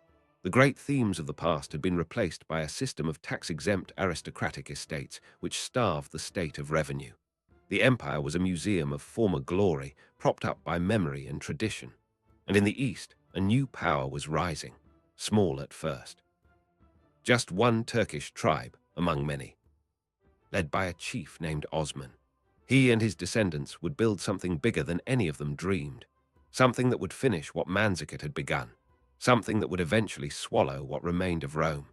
The tribe of Osman was, at first, nothing special. In the late 13th century, Western Anatolia was full of small Turkish principalities called beyliks, each ruled by a chief who owed nominal loyalty to some distant sultan and effectively did as he pleased. Osman ruled one of these beyliks in a rugged corner of Bithynia near the Byzantine frontier. He was born around 1258. He was a warrior chief, not a great conqueror. He fought raids. He built alliances through marriage. He was cunning, brave, and pious in the Islamic tradition. When he died around 1326, he left his son Orhan a modest emirate covering a piece of northwestern Anatolia. But there was something different about the followers of Osman. They believed they had a divine mission. Osman had reportedly experienced a dream when he was young, in which a great tree grew from his belly and spread its branches across the world, watered by 4 great rivers. Muslim scholars interpreted the dream as a prophecy that his descendants would rule an empire without end. Whether the dream ever really happened or was invented later, the belief was real. It gave the Ottomans, as they came to be called, a sense of destiny that other Turkish tribes lacked. Orhan captured the great Byzantine city of Bursa in 1326 and made it his capital. He captured Nicaea, the sacred site of the First Christian Council, in 1331. He captured Nicomedia in 1337. Cities that had been Christian and Roman since the days of Constantine were now Turkish and Muslim. The Byzantines could do almost nothing to stop them, because Byzantium was tearing itself apart. In the middle of the 14th century, a civil war broke out that would prove almost fatal. The struggle was between 2 branches of the Palaiologos family, John V against his mentor, John VI Cantacuzenios. Both sides, incredibly, invited the Ottomans to intervene as mercenaries. Cantacuzenios allied himself with Orhan personally, giving his own beautiful daughter Theodora in marriage to the Turkish Sultan. This meant Ottoman troops were now routinely crossing into Europe as friendly forces, fighting on Byzantine soil, learning the terrain of the Balkans, tasting the wealth of Christian lands. In 1354, an earthquake shattered the walls of the fortress of Gallipoli on the European shore of the Dardanelles. Ottoman troops, invited or not, seized the ruined city and refused to leave. They repaired the walls. They brought over their families. They began to settle. For the first time, a Turkish state had a permanent foothold in Europe. From that beachhead, the Ottomans expanded relentlessly. Adrianople fell in 1361 and became their new capital, renamed Edirne. Thrace was overrun.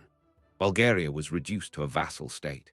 Serbia was crushed at the Great Battle of Kosovo in 1389, though the Serbian prince Miloš Obilić managed to assassinate Sultan Murad I in his tent before dying himself. Murad's son, Bayezid the Thunderbolt, continued the conquest. By the end of the 14th century, the Ottomans ruled most of the Balkans, had subjugated many of the Turkish beyliks in Anatolia, and had reduced Byzantium to a scattered handful of cities, including Constantinople itself and a few Aegean islands. The empire that had ruled the Mediterranean world was now smaller than modern Belgium. The emperors of Byzantium became beggars in their own courts, traveling to Western Europe to plead for aid. Emperor John V traveled to Rome and personally converted to Catholicism, hoping the Pope would rally the Christian West to save Constantinople. Nothing came of it.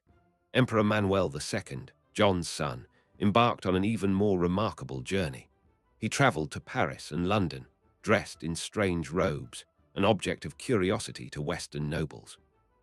The English chronicler Adam of Usk described him standing at the court of King Henry IV of England, saying it was pitiful to see this great Christian prince reduced to touring foreign lands begging for help. The English gave him a small sum of money and best wishes, nothing more. Meanwhile, Bayezid closed in on Constantinople. He built a fortress on the Asian side of the Bosphorus to strangle the city's trade. He besieged Constantinople several times, though the massive walls held. He was preparing for the final assault. And then, at the last possible moment, salvation came from the most unexpected direction imaginable. From the east, from a warlord even more terrifying than any Ottoman, from the great conqueror Timur, whom Europeans called Tamerlane. Timur was a Turkic-Mongol warlord who had built a vast empire stretching from India to the Middle East. He was old, lame in one leg, but still capable of moving armies at incredible speeds. In 1402, Timur invaded Anatolia, coming out of the east like a whirlwind.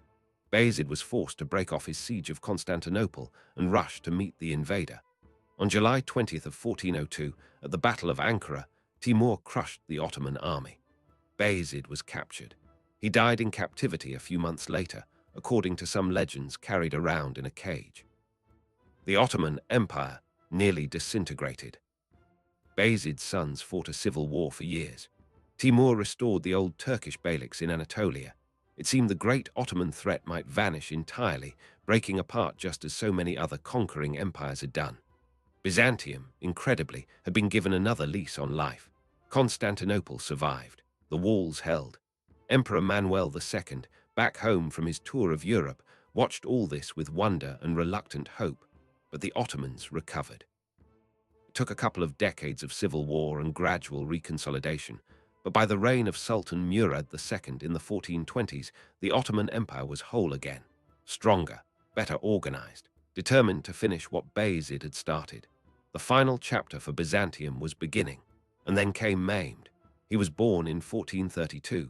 He was the son of Murad II by a slave concubine. He was extraordinary from a young age. He was ferociously intelligent. He spoke 6 languages fluently, including Greek, Latin, Arabic, Persian, Turkish, and Hebrew. He read history obsessively. He was fascinated by Alexander the Great and Julius Caesar. He believed he was destined for something greater than any Ottoman had achieved. He believed he was destined to take Constantinople. Mehmed became sultan for the first time as a boy of 12, when his father temporarily abdicated. He was quickly deposed when the empire faced a crisis, and his father returned. He was ridiculed by his ministers and forced to wait. When his father died in 1451, Mehmed was still only 19. His enemies, both foreign and domestic, dismissed him as a boy who would be easy to manipulate. They were catastrophically wrong. His first act as sultan was to have his infant half-brother strangled in his bath. It was, he coldly explained later, a matter of state necessity.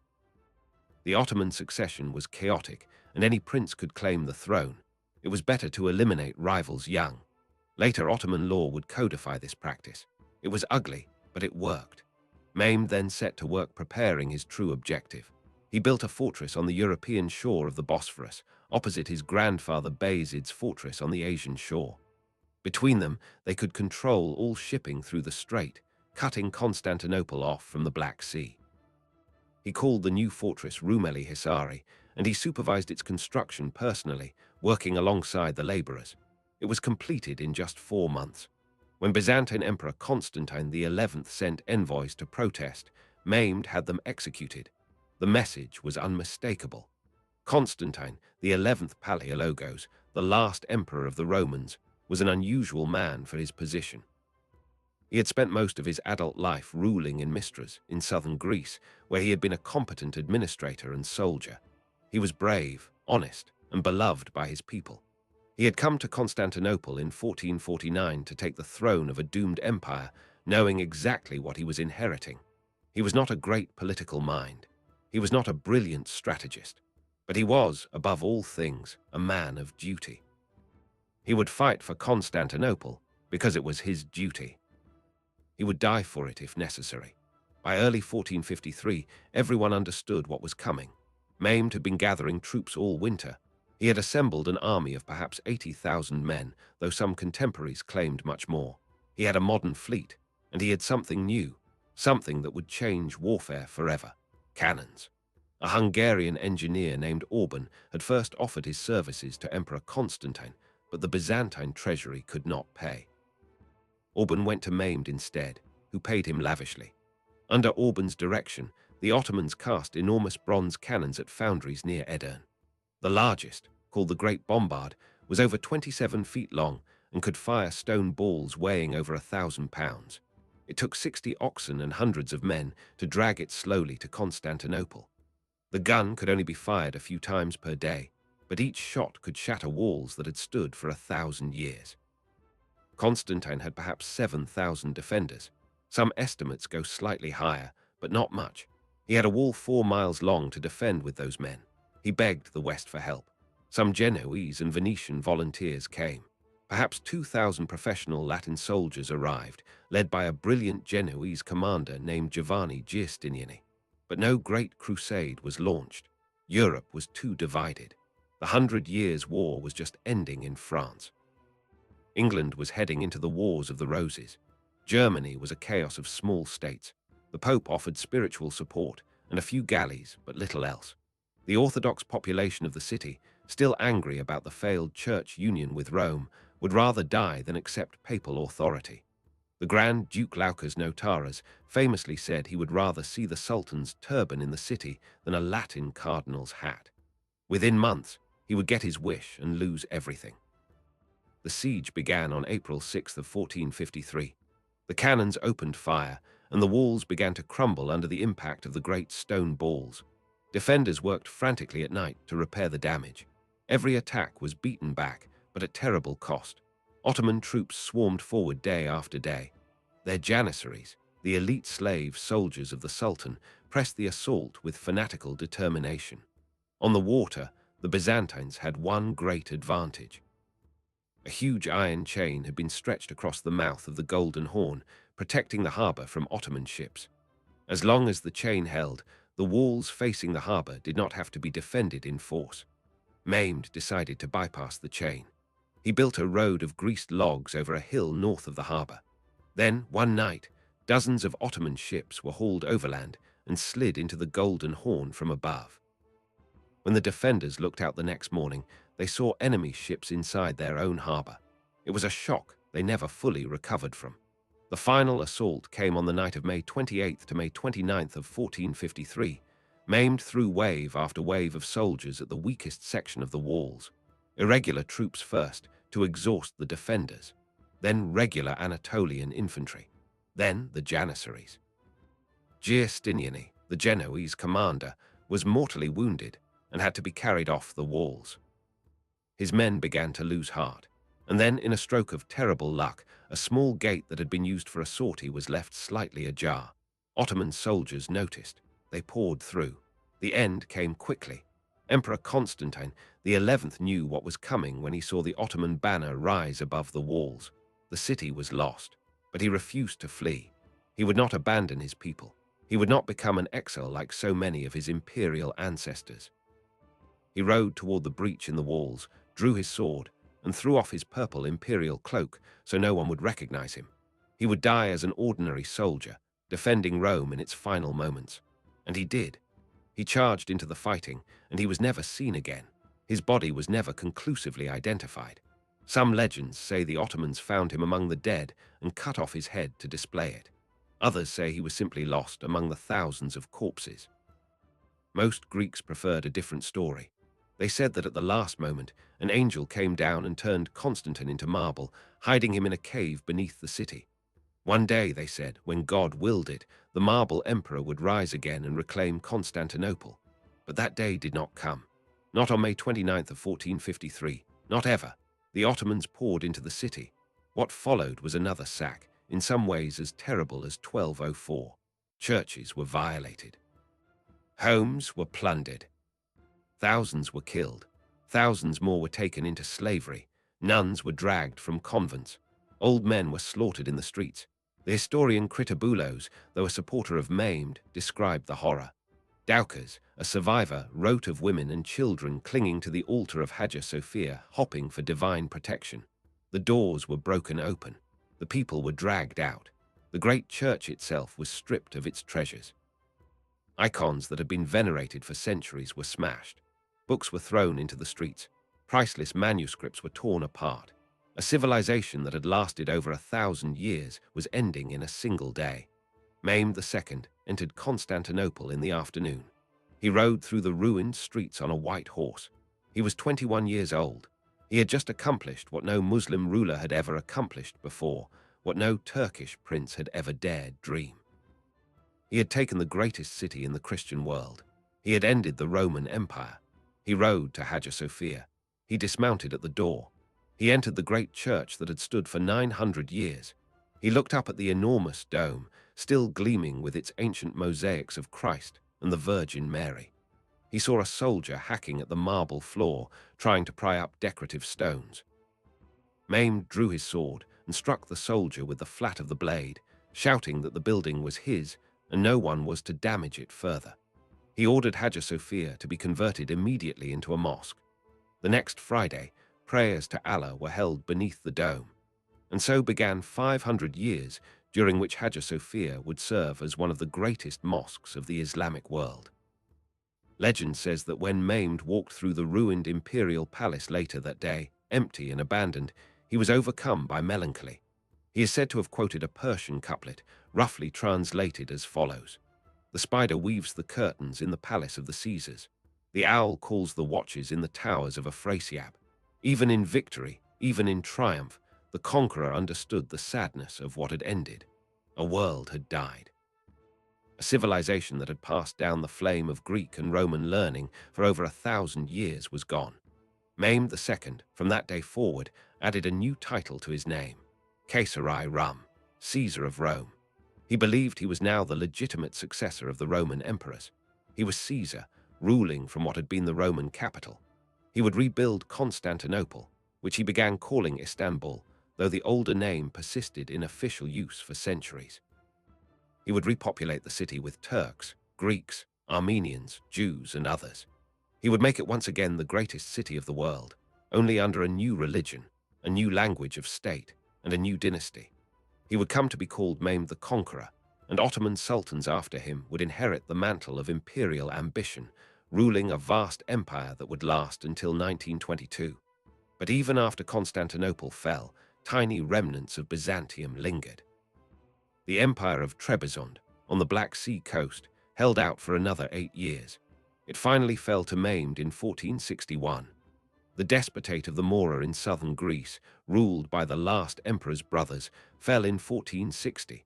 A cousin of Constantine XI, named Thomas Palaiologos, fled to Rome with a few relatives and served as a pensioner of the Pope until his death. His son Andreas Palaiologos, the technical heir to the Byzantine throne, would later sell his imperial rights to the King of France and then to the King of Spain, though neither ever tried to claim them. He died in poverty in Rome. His daughter Zoe, later called Sophia, married the Grand Prince of Moscow in 1472. Through her, the Russian rulers claimed to inherit the Byzantine legacy. Moscow, they said, was the third Rome. Constantinople had been the second Rome after the fall of the first. Now Moscow would carry the flame. Russian czars began using the double-headed eagle, the old Byzantine imperial symbol, as their own coat of arms. To this day, the double-headed eagle appears on the Russian state emblem. In this indirect and unusual way, some fragment of Byzantium lived on. The intellectual heritage of Byzantium also lived on. Even before the fall, Byzantine scholars had been fleeing westward, carrying with them precious manuscripts of Greek philosophy, science, and literature. Men like Manuel Chrysoloras had taught Greek to Italian humanists starting in the late 14th century. After 1453, the exodus became a flood. Byzantine refugees settled in Italy, in France, in Germany. They brought Plato and Aristotle in the original Greek. They brought Homer and Euclid, Ptolemy and Archimedes, Sophocles and Thucydides. Their manuscripts filled the libraries of Renaissance princes. Italian scholars who had never known these texts began to read them and marvel. The Renaissance, which reshaped European civilization and gave birth to the modern world, was possible in part because a dying empire had preserved the wisdom of antiquity through 1,000 years of medieval darkness, and had, in its last century, passed that wisdom on. Think about that for a moment. everything you associate with the Western Renaissance, from the paintings of Leonardo da Vinci to the plays of Shakespeare, from the scientific revolution to modern universities, is built on classical texts. Most of those texts survived because Byzantine scholars copied them, taught them, and finally carried them west when their civilization died. Byzantium did not just live. It gifted its intellectual soul to Europe as it passed away. Few civilizations have died so richly. Few deaths have birthed so much life. The physical monuments of Byzantium can still be seen today. Hagia Sophia still stands in Istanbul, its dome still miraculous after 1500 years, converted into a mosque, then into a museum during the 20th century, then back into a mosque again in 2020. The great walls of Constantinople still ring the peninsula, crumbling but visible, the same walls that turned back so many armies. Byzantine churches still dot Greece, Turkey, Bulgaria, Georgia, and other lands. Their mosaics, gold and blue and shining, still stare down at visitors with the calm certainty of another world. The city of Ravenna in Italy holds mosaics from the age of Justinian and Theodora that are among the artistic wonders of the world. The monastery of St. Catherine at the foot of Mount Sinai has preserved icons from before the iconoclast controversy, some of the oldest religious paintings ever made.